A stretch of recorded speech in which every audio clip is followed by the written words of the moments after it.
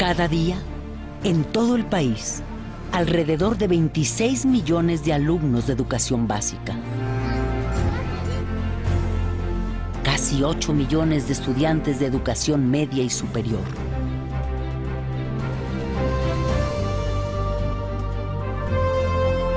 Y 2 millones de maestros de todos los niveles protagonizan la hazaña de la educación pública mexicana.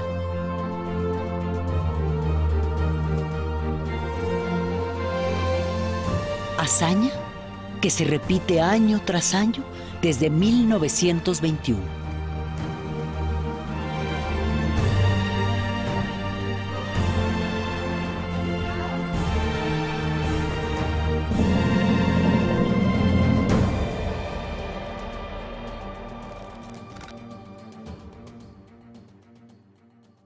Que pues yo no soy millonario para dejarles su futuro asegurado. Lo único que les puedo dejar es los estudios. Yo quiero que tenga una carrera, que tenga las oportunidades que nosotros no teníamos. Que no vivan pues en la ignorancia como uno. Sus diccionarios, ustedes quiero... El pilar de este esfuerzo a lo largo de los años ha sido el artículo 3º constitucional surgido en 1917. La educación que imparte el Estado debe ser gratuita y laica. 2 principios de ejercicio democrático que han contribuido a la formación de millones de trabajadores, técnicos y profesionistas en todo el país durante décadas. Tener el servicio educativo, que los chicos asistan a la escuela, que permanezcan en ella y que concluyan sus estudios cuando debe ser, pues se dice muy fácil, pero conseguirlo es muy complicado, ¿no? En la educación gratuita y laica no se distinguen diferencias sociales, económicas, de raza o religión. Es también sinónimo de respeto a las creencias religiosas que cada individuo, cada familia, tiene derecho a ejercer. Conejo. ¿Cómo puedo dar una clase si mi religión no me lo permite? No podría ir un niño con una religión diferente a una escuela, digamos, católica o cristiana o lo que sea. La escuela atiende a todos y debe ser respetuosa de las creencias y de las no creencias de todos. Porque siento que una cosa es la religión por un lado, eso se lo tiene que dar la familia, y la educación junto con los padres en la escuela. Y me gusta la pública por eso. En 70 años, pasamos de la primaria obligatoria a que también lo fueran la educación preescolar y la secundaria, bajo el concepto de educación básica. México tiene la tasa de cobertura de educación preescolar más importante del planeta. Y eso no lo dicen en los críticos de la educación. Recientemente el Congreso de la Unión aprobó que sea obligatoria la educación media superior o bachillerato a partir del año 2013.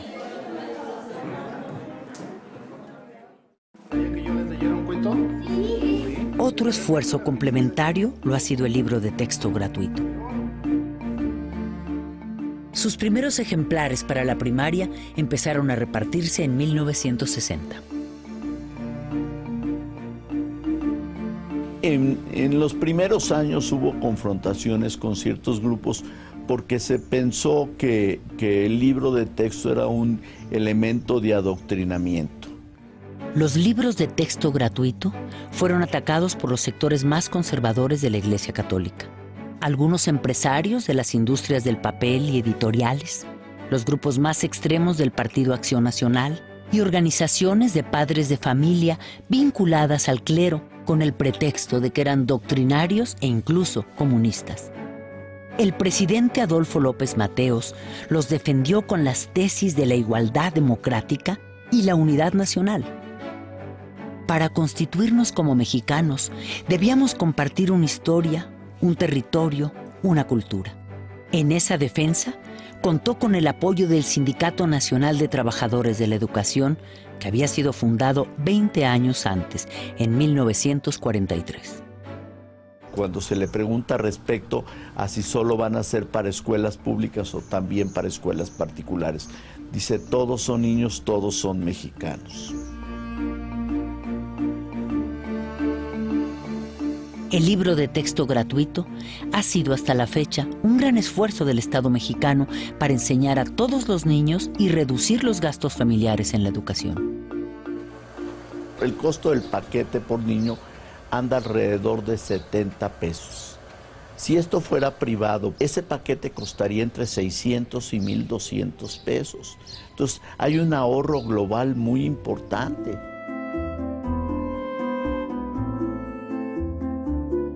La escuela pública mexicana, la universidad pública, han sido el semillero de quienes han luchado por la transformación de México, entre quienes se encuentran personajes de gran trascendencia, hombres y mujeres como Octavio Paz, Premio Nobel de Literatura, Alfonso García Robles, Premio Nobel de la Paz, Adolfo López Mateos, maestro, presidente de la República.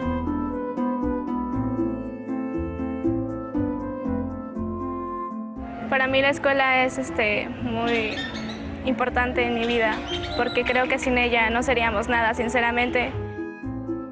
En los últimos años, todo ese esfuerzo nacional ha empezado a ser cuestionado por la calidad de la educación que reciben los niños y jóvenes mexicanos. Efectivamente, el gobierno se había ocupado de la cobertura, dejando a un lado la calidad. Al inicio del siglo XX, el 90% de los mexicanos eran analfabetas. Al término del siglo XX, alcanzamos prácticamente la cobertura universal en educación primaria y estamos muy próximos a alcanzarla en la educación secundaria. El tema de la calidad pareció hacer crisis en el año 2000, cuando se dieron a conocer los resultados de la evaluación del programa PISA, realizado por la Organización para la Cooperación y el Desarrollo Económico. Una muestra de 183 escuelas arrojó resultados preocupantes. Sin embargo, en el examen PISA 2009, realizado a alumnos de 15 años, de acuerdo a los resultados y respecto a los países latinoamericanos, en lectura, México se encuentra en el mismo nivel que Uruguay, por arriba de Argentina, Brasil, Colombia, Panamá y Perú, así como del promedio de América Latina. Sin embargo, su media es inferior a la de Chile. En ciencias, México tiene un desempeño superior al promedio de América Latina. En matemáticas, México se ubica solo por debajo de Uruguay, al mismo nivel que Chile, y supera el promedio de América Latina. Sí, también es cierto que estamos muy lejos de los de arriba, Shanghái, China, Hong Kong y Corea del Sur. En los últimos años se ha impulsado mucho la política de evaluación. O sea, en el sentido de identificar dónde tenemos los problemas, aunque en realidad todavía nos cuesta mucho trabajo aceptar muchas cosas, ¿no? Entonces damos resultados de PISA, por ejemplo, ¿no? Y si México está en tal o cual posición, de manera muy simplista respecto a otros países de la OCDE, y no nos metemos a analizar nuestros resultados a fondo. La educación mexicana, en términos puramente técnicos, está ligeramente por debajo de lo que es esperable en función de la mezcla social del país. Un país inequitativo, de las dimensiones de la inequidad de México, ¿qué querían que obtuviéramos en PISA? No evalúes solamente el resultado de enlace, evalúa también el tipo de relaciones, el tipo de procesos, todo lo que se vive en una escuela, para poder que tengas una evaluación integral.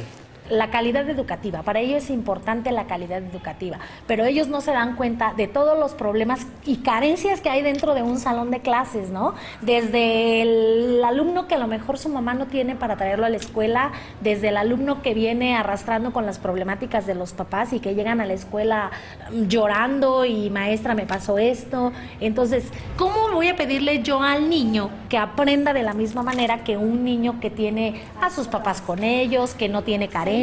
Más 14. Hay mucho trabajo detrás de cada cantidad. Entonces me gustaría más que centrar a esas escuelas y ver que a veces un 6 en un alumno implica un reto muy grande. Y para los de fuera decir un 6 dices panzazo, pero desde dentro ese 6 es más que un 10. 11. ¿Ese es el resultado? Entonces vámonos con la otra. ¿Qué operación tienes que hacer? ¿Qué operación tienes que hacer? ¿Una qué? Resta. 18. Otra más. 6 más 14.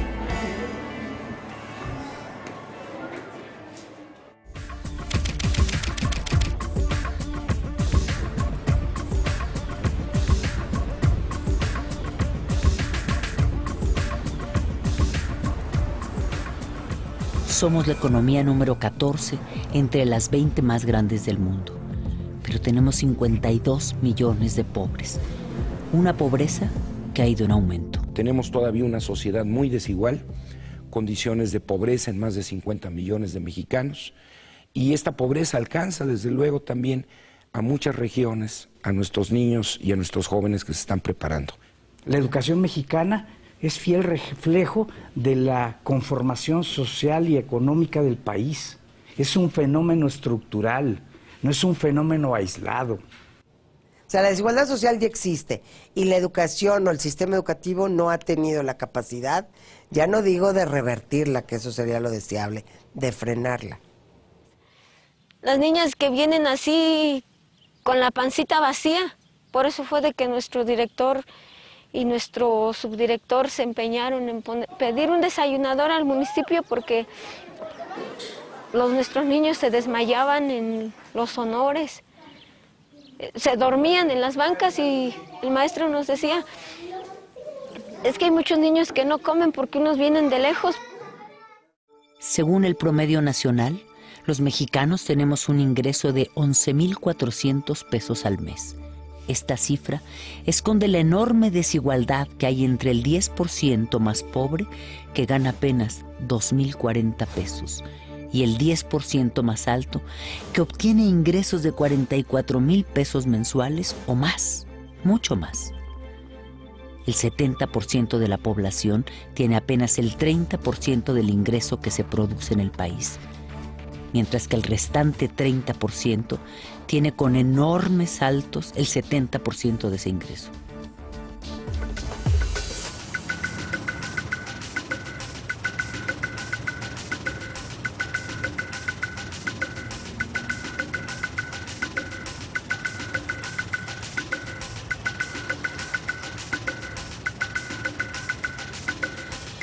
De acuerdo al Instituto Nacional de Estadística y Geografía, el INEGI, de nuestra población económicamente activa, un 29%, 14 millones de personas, trabaja en la economía informal.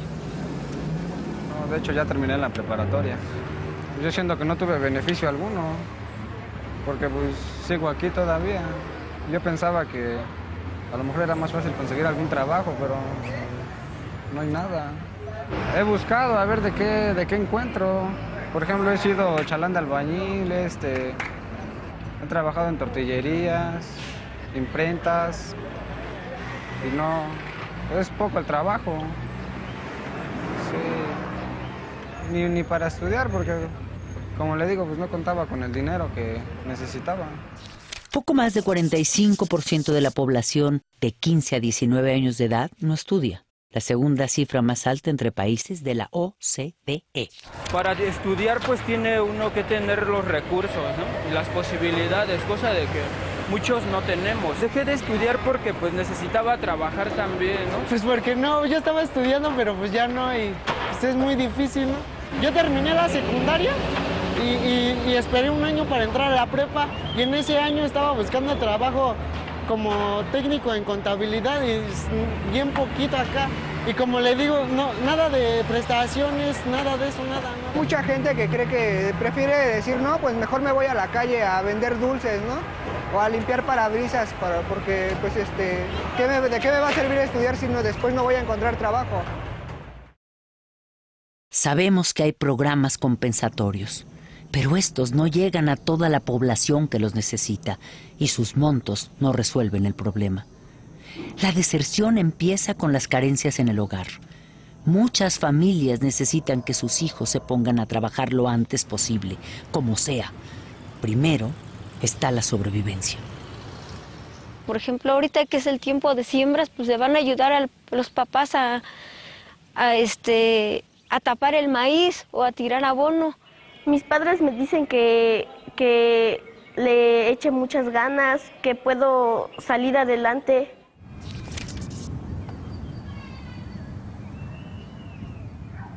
Debido a que México destina casi la cuarta parte de su gasto público a la educación, hay quienes consideran que hay recursos suficientes. Pero tan solo en los últimos 6 años, la economía mexicana ha crecido apenas al 2% anual. Ha aumentado la cobertura en educación media superior y en educación superior. Por ello, en términos reales, el presupuesto educativo no ha crecido para hacer frente a las necesidades que el esfuerzo de calidad requiere. La Organización para la Cooperación y el Desarrollo Económico parece no coincidir con que haya recursos suficientes para la educación. De acuerdo con su reporte educativo 2010, México invierte 5.7% de su Producto Interno Bruto en educación, más que Brasil, con 5.2%, pero menos que Chile, con 6.4%. El gasto por cada estudiante en educación primaria es de poco más de 27,000 pesos al año, pero el promedio de gasto de los países miembros de la OCDE es 3 veces mayor. Por cada alumno en secundaria, México gasta al año 29,000 pesos, mientras el promedio de los demás países de la OCDE es 3 veces mayor. A los estudiantes de educación superior se destinan casi 90,000 pesos por alumno al año, pero el promedio de la OCDE es casi el doble que el de México. México invertía por la capacitación de cada maestro $800 al año por maestro, mientras nos avientan el examen de enlace y luego nos miden con los países de la OCDE y resulta que la OCDE está invirtiendo $9,000 al año por capacitar al maestro. De ese tamaño la diferencia. Un problema adicional es la falta de cobertura en los diversos niveles educativos, excepto la primaria. En la educación preescolar se tiene una cobertura inferior al 70% de la demanda. La cobertura en educación secundaria alcanza el 90%. La educación media superior o bachillerato atiende el 62% de la demanda y la educación superior apenas el 32%.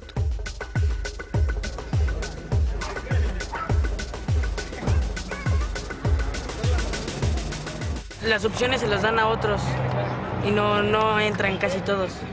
La opción que quiere la primera casi muchos no se quedan. Yo quería diseño automotriz, con algo así de carros y todo eso, pero pues no. Pues es que no, los gastos eran muchos.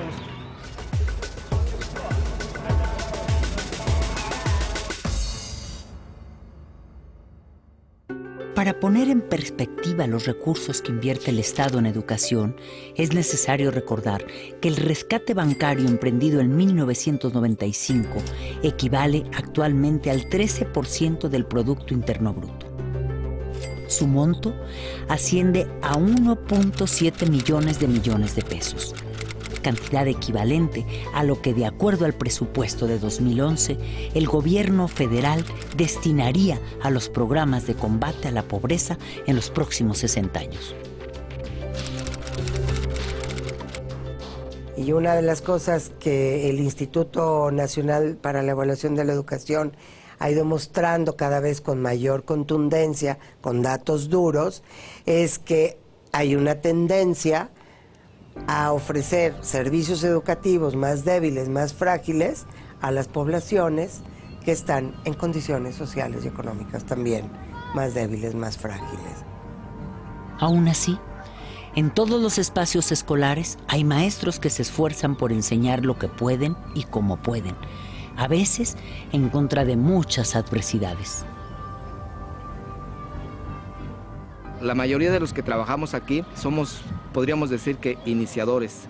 Llegamos cuando esta escuela prácticamente eran salones de lámina, y pues gracias a la labor que han hecho los compañeros maestros en base a su trabajo, gracias a que nosotros hemos estado tocando puertas para solicitar el apoyo, sobre todo en la infraestructura, para la construcción. Ahorita vemos una escuela, pues a mi parecer muy bonita, porque ya contamos con salones, con la dirección, con el aula de medios, pero que en un tiempo no existía nada de eso. Yo tengo 2 años aquí ya en esta escuela, y en esos 2 años lo que hemos hecho es construir el drenaje, porque ni siquiera existía un drenaje aquí en la institución educativa. Construimos el drenaje y, le repito, la iniciación de nuestra barda perimetral, donde ahorita llevamos aproximadamente 90 metros lineales.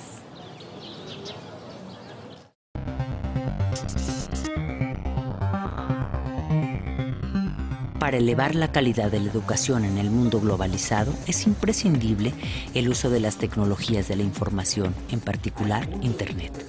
Sin embargo, el Centro de Investigación y Estudios Avanzados del Instituto Politécnico Nacional dio a conocer que en México al menos 20 millones de hogares no tienen computadora ni acceso a Internet.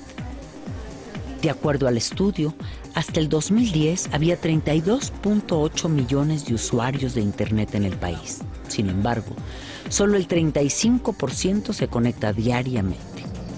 Tomen nota de eso, chavos. A pesar de las carencias, en años recientes, los críticos de la educación han dirigido sus cuestionamientos a los maestros del Sindicato Nacional de Trabajadores de la Educación, como si ellos fueran los mayores responsables de la deficiente calidad educativa.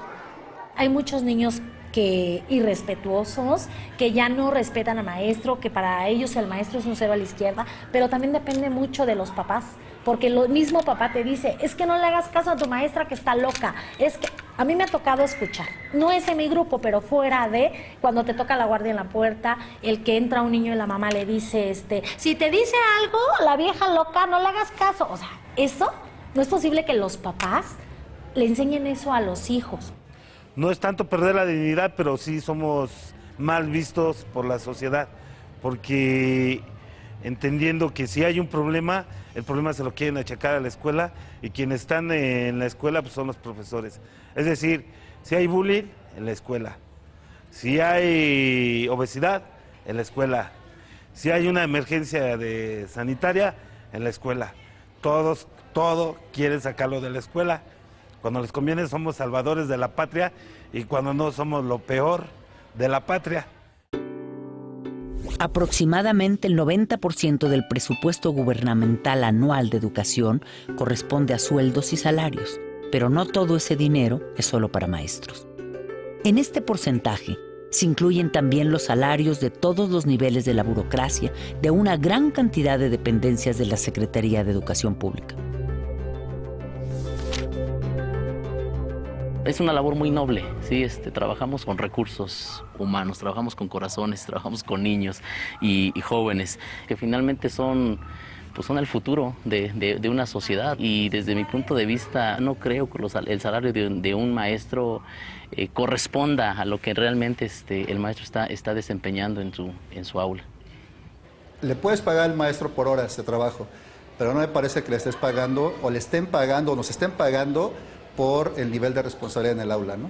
El ingreso de un docente, ahorita en jornada ampliada, porque esta escuela es jornada ampliada, es otra modalidad, 5,100 a la quincena más o menos. Que la proporción mayor se va a nómina, y eso ha sido producto de un proceso de resarcimiento salarial del gremio magisterial, lo cual es muy importante, ¿verdad? O sea, yo creo que si queremos tener buenos maestros, tenemos que tener que estén bien pagados los profesores, pero no basta eso. Ahora bien, hay que recordar que todavía en 1989 los maestros ganaban entre 1 y 1,5 salarios mínimos en promedio al mes. Recordamos aquí unas palabras del reconocido e innovador pensador de la educación, Paulo Freire. La lucha de los profesores en defensa de sus derechos y de su dignidad debe ser entendida como un momento importante de su práctica docente. El combate en favor de la dignidad de la práctica docente es tan parte de ella misma como el respeto respeto que el profesor debe tener a la identidad del educado, a su persona, a su derecho de ser.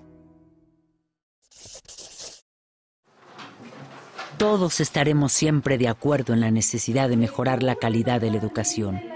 Pero esta pretendida calidad tiene muchos componentes que rebasan al aula en nuestra compleja realidad nacional. ¿Sí es lo mismo? Calidad es muy distinta lo que representa para un padre de familia, por ponerte un ejemplo, cuyo hijo va a una escuela rural en Huachochi, Chihuahua, que lo que es la calidad de la educación para un padre cuyo hijo va a una escuela privada en la Colonia del Valle. Lo que esperan ambos es totalmente distinto. Desde 1991, el CENTE propuso programas prioritarios de mejoramiento de la calidad, como la lectura y la escritura, matemáticas, computación, razonamiento básico en ciencias naturales y la cultura cívica. Programa Nacional para la Actualización y Profesionalización de los Maestros. Poner en marcha los mecanismos de carrera magisterial. Involucrar en mayor grado a los padres en la tarea educativa. A partir de 1994, el CENTE ha propuesto e insistido también en los siguientes temas. Definir los valores, objetivos y fines del sistema educativo nacional y los medios para su realización. Dar prioridad a las políticas que garanticen la cobertura universal de la educación básica con equidad y calidad. Que los medios de comunicación masiva asuman su responsabilidad con la educación nacional. Fortalecer los recursos y la capacidad profesional de las escuelas. Canalizar, estimular y regular la participación social. Incrementar el presupuesto educativo en términos reales, de manera sostenida, y generar una política de Estado en educación de largo plazo. Y la creación de un organismo autónomo de la SEP y el CENTE para evaluar a maestros y alumnos. Son propositivas, digamos. Hay una propuesta del sindicato para atender a la educación que está asesorado por intelectuales, académicos de todo el mundo, de muchas partes del mundo, de muy alto nivel. Y que en realidad el sindicato tiene ciertas propuestas que con mucho rebasan los planteamientos del propio Estado, ¿no? Bueno, muchos temas han sido iniciativas del propio sindicato, no han surgido de las autoridades. El tema, por ejemplo, de participación social en la educación fue una iniciativa directa del Sindicato Nacional de Trabajadores de la Educación. Hoy en día en la agenda nacional el tema de la evaluación universal de maestros, bueno, pues ha sido una iniciativa que ha venido impulsando de tiempo atrás el propio sindicato. La prueba de enlace finalmente fue una visión muy clara de la dirigencia del CENTE. El examen a docentes para adquirir una plaza finalmente fue una visión muy clara y una postura que fijó con mucha claridad el magisterio a nivel nacional, en este caso la dirigencia del CENTE. En la actualidad, pues ahora ya estamos con la situación del examen de oposición, ¿no?, para la asignación de plazas. Esos son los nuevos mecanismos que tenemos en la actualidad para la asignación de plazas, ¿no? Hay que concursar por ellas y hay que ganárselas, ¿no? Yo de verdad no conozco un maestro que haya comprado su plaza. Si es así, yo a lo mejor hubiera hecho lo mismo, ¿no? Porque fue 1 año y medio en que tenía que hacer trabajitos de pintura, rótulos, y digo, batallé bastante para entrar a trabajar. La evaluación es un factor que podría decirse que culmina y al mismo tiempo da inicio a nuestro quehacer cotidiano. Estamos acostumbrados a ser evaluados. Yo creo que el maestro no se niega a ser evaluado, ¿eh? No nos negamos. Está bien, nos actualizamos. Aquí lo importante en la cuestión de la evaluación es, primero, que sea como claro. Debe quedarle muy claro al profesor cuál es el motivo de esa evaluación. Porque viene como la clínica del rumor, ¿no? Donde te van a correr, te van a quitar la plaza, te van a... muchas cosas. Entonces sí me parece que no nos debemos ser evaluados, sí la parte de la información primero. Debe quedar claro en qué consiste la evaluación, para qué se te va a evaluar y cómo se te va a evaluar. Y digo yo, bueno, si va a ser para mi bien, pues adelante, ¿no? Yo para ver en qué tengo yo que mejorar, o en qué estoy bien y qué es lo que me hace falta. Yo creo que después de la evaluación que estamos en este momento instalando para nuestros maestros, tendrá que venir la evaluación también de las autoridades, incluyéndonos quienes encabezamos estas tareas a nivel estatal, porque todos debemos estar sujetos a ese balance y a esa rendición de cuentas ante la sociedad. Creo que los maestros tienen una cultura de evaluación tanto para ellos como para los alumnos. Faltaría el sistema educativo, sus funcionarios, porque puede no haber secretario de educación, inclusive, y el sistema educativo avanza. Y eso es basado al esfuerzo y el profesionalismo que tienen los maestros de México. En 2002, los diputados emanados de las filas del CENTE impulsaron la ley para que el gobierno federal y los estados garanticen una inversión del 8% del Producto Interno Bruto en educación, incluyendo un 1% para investigación científica y tecnológica.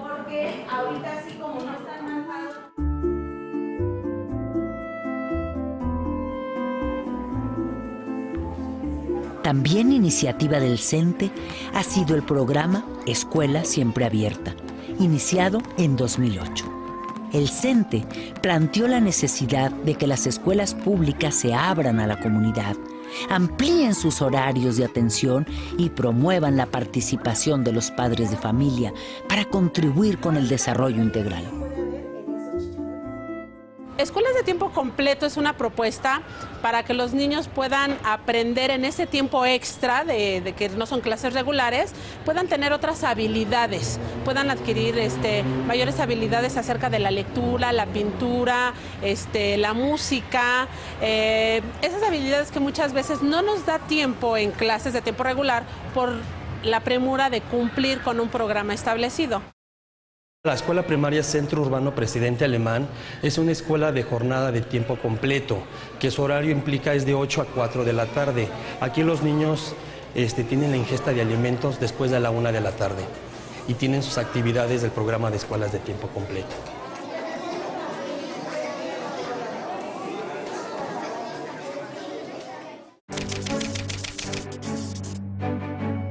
Los esfuerzos por la calidad empiezan a rendir frutos. Sin duda, un logro importante es el programa Escuelas de Calidad, en el que tienen una responsabilidad directa maestros, directivos de las escuelas y padres de familia. Desde el programa Escuela de Calidad es la mejora de la escuela, ¿no? Partir de un diagnóstico, partir de necesidades específicas del aula, de la infraestructura, de la capacitación de los maestros, y a partir del diagnóstico elaborar un plan de trabajo que vaya favoreciendo o beneficiando para mejorar las necesidades, ¿no? El primer resultado que yo pudiera decir es que la escuela planifica. Ese es un gran cambio, el hecho de que la escuela planifique, estar consciente de dónde está y visualizar cómo quiere estar a 5 años, es un gran avance. Si el centro lo traslada a la escuela, donde están los alumnos, que son nuestros principales usuarios destinatarios, donde están los profesores, los principales actores del proceso educativo y los directores que lideran que ese proceso educativo suceda.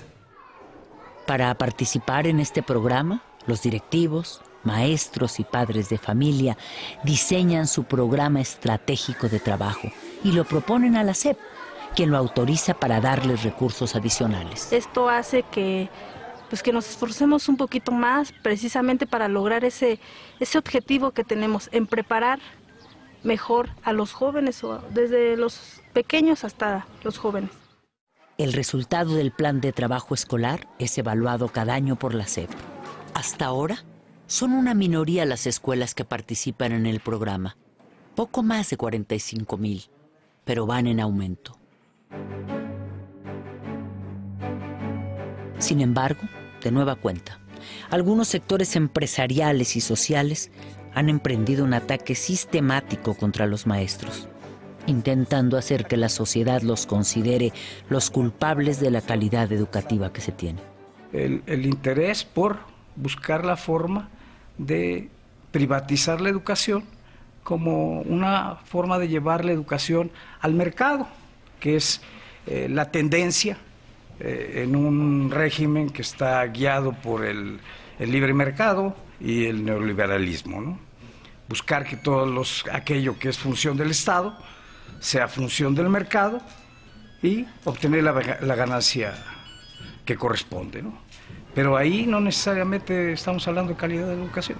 Si la educación pública se subrogara, representaría tan solo en la educación primaria un monto de 700,000 millones de pesos anuales. Como es actualmente, directamente la Secretaría de Educación Pública, ese presupuesto se distribuye entre los docentes del Estado. Si eso se cambia el modelo y se hacen escuelas subvencionadas, ese mismo presupuesto va a pasar a los dueños de las escuelas y van a ser los mismos maestros, porque no tenemos otros. Y van a ser los mismos directores, porque no tenemos otros. Y van a ser las mismas escuelas, porque no tenemos otras. Lo que pasa es que van a administrar otros. Y esos son los que van a recibir la ganancia de este modelo. Hasta ahora, a pesar de todos los estímulos que recibe, la educación privada solo atiende a poco más de 12.9% de la demanda educativa a todos los niveles.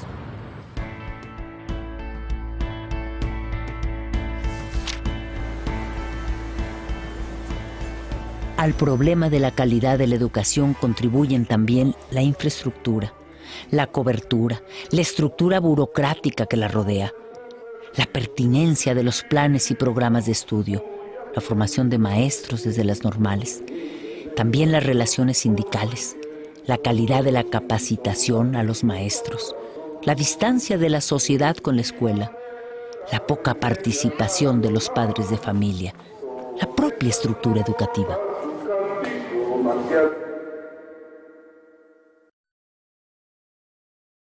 Tenemos que recuperar el respeto por la escuela.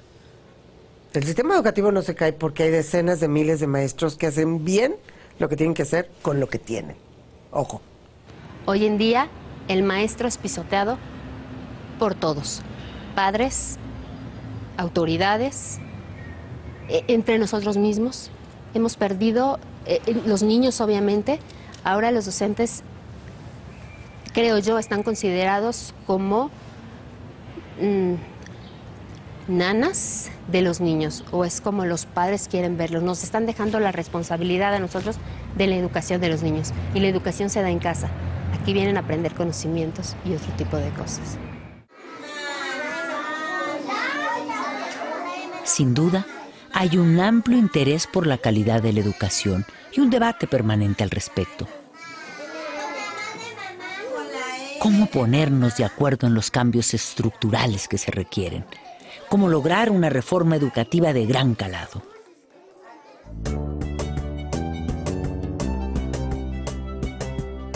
Para fortalecer la participación social en la educación, el CENTE ha realizado desde 1994 los Congresos Nacionales de Educación y los encuentros de padres de familia y maestros. En ellos han participado especialistas y personalidades de muy diversas disciplinas para hablar sobre el valor y el futuro de la educación. Hay dos enemigos fundamentales de la democracia en todas partes, y ustedes lo saben igual que yo. Son la miseria y la ignorancia. Lucha por la democracia todo el que combate la miseria y todo el que combate la ignorancia. Y en todos aquellos regímenes políticos en que se acepta como inevitable la miseria y se acepta como inevitable la ignorancia, en realidad no hay verdadero espíritu democrático. La educación gratuita, laica y de calidad que está obligado a ofrecer el Estado es todavía la única opción, la única esperanza de la mayoría de los mexicanos, algo que no se nos puede olvidar.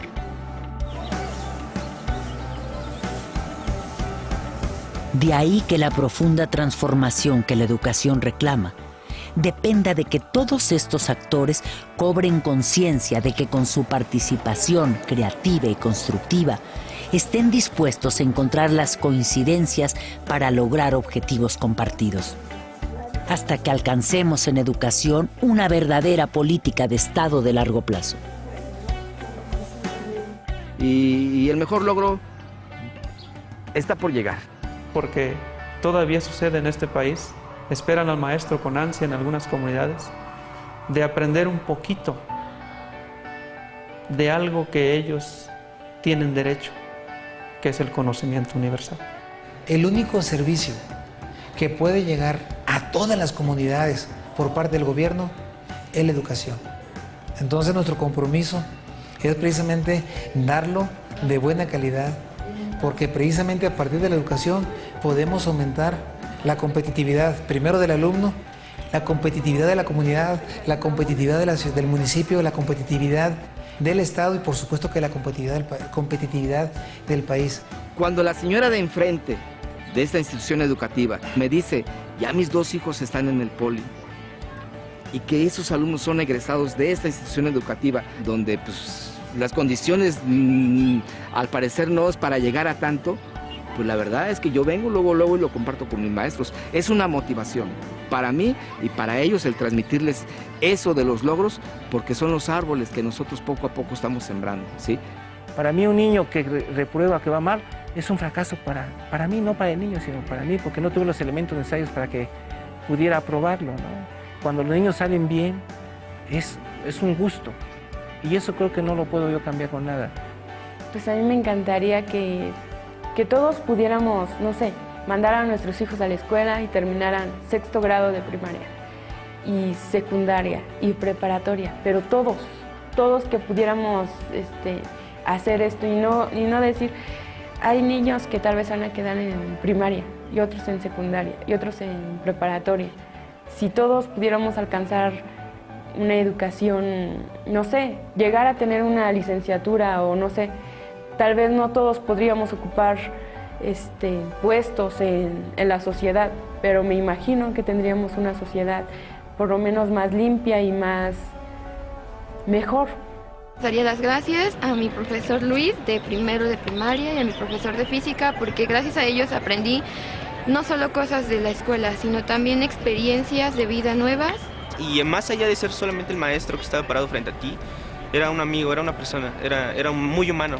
Yo me siento feliz de haber estado aquí en la escuela pública y pues sí, siento que esto me impulsó a llegar a la UNAM, porque bueno, de cierta forma aprendes muchas cosas, no son tanto los conocimientos, sino cuestiones de otros aspectos, no éticos, cuestiones de vida. Yo creo que sí tengo mucho que agradecerles y finalmente el fruto de todo eso es que estoy aquí en la universidad, en Ciudad Universitaria y en la UNAM, ¿no?